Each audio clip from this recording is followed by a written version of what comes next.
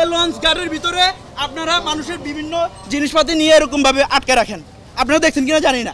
আপনারা দেখছেন ভাই, সব সময় আপনারা বিদেশি লোক যাক, যে কোনো লোক যাক, আপনারা এরকম আচরণ করেন। আপনাদের অবশ্যই কেউ শেল্টার দিতেছে, নাহলে আপনারা এত বড় সাহস কিভাবে লঞ্চ গার্ডের ভিতরে আপনারা পান?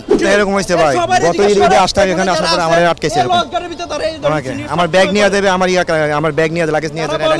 আপনি বলছেন যে আমি যারা নিছি, এটা কোন দেশের ভিতরে ভাই বসবাস করি ভাই?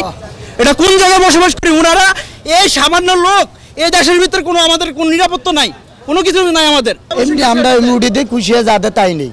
ওনার গাড়িতে উনি উঠাবে, তা আপনার টাকা উঠাও। তাহলে কেন আপনি 300 টাকা চাইছেন ভাই? আমি আমার বাইক উঠাবো, তাহলে আপনি কেন আমার 300 টাকা দিয়ে যেতে হবে? অবশ্যই আপনি চাইছেন। এ ভাই আর চায় না ভাই, দেখেন আপনি দেখেন সবাই জানে আপনি চান এই জায়গার ভিতরে সিন্ডিকেট শুরু করছেন।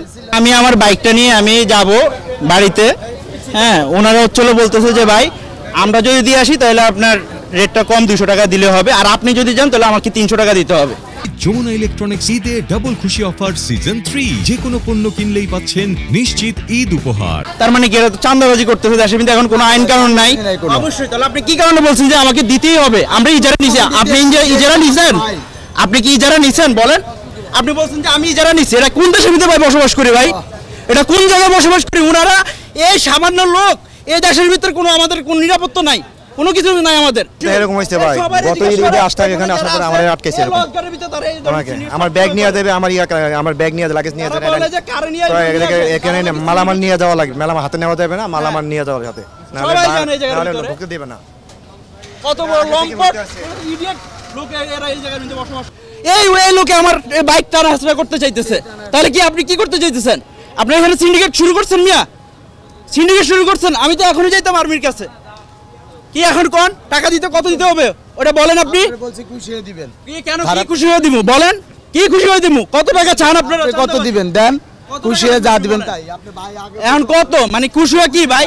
এটা আপনারা বলেন, এটা কি এরকম খুশি হয়ে দিতাম তাদেরকে? হ্যাঁ 20 টাকা কেন? এটা কেন? এটা ভাই এরা ওনাদেরকে কেন? আমার বাইক আমি নিব লাউন্সে, তাকে কেন খুশি হয়ে আমি টাকা দিব? হ্যাঁ আমার বাইকটা আমি নিব। হ্যাঁ আমি বললাম, আপনি কেন বললেন যে আমাকে দিয়ে নিতে হবে? আপনি বলেন যে আমাকে কেন বলছেন যে আমাকে টাকা দিয়ে তারপর নিতে হবে? কথা আপনি জবাব দেন, জবাব দেন, কথা বলেন। জবাব দিলাম কি আপনি কি শুরু করছেন গাড়ির ভিতরে? আপনারা সব সময় আমি দেখছি এই লঞ্চ গাড়ির ভিতরে আপনারা মানুষের বিভিন্ন জিনিসপাতি নিয়ে এরকম ভাবে আটকে রাখেন। আপনারা দেখছেন কিনা জানি না।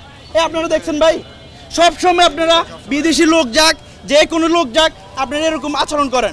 আপনাদের অবশ্যই কেউ শেল্টার দিতেছে, নাহলে আপনারা এত বড় সাহস কিভাবে লঞ্চ গাড়ির ভিতরে আপনারা পান বলেন? এই ধরনের চাঁদাবাজিরা কেন এই দেশের ভিতরে প্রশ্রয় পায় জায়গায় জায়গায়?